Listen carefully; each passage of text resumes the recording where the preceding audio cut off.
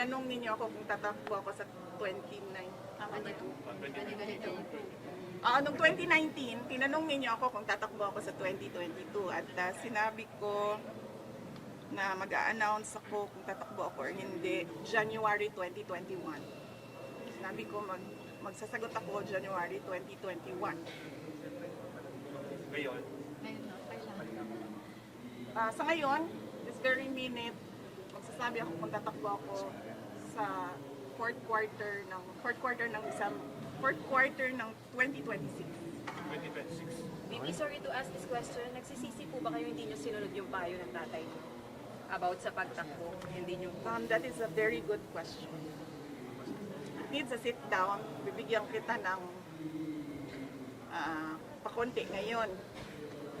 Naririnig niyo si PRD, di ba, ngayon? Nagsasabi siya, huwag ka tumakbo, President. Ngayon, sinasabi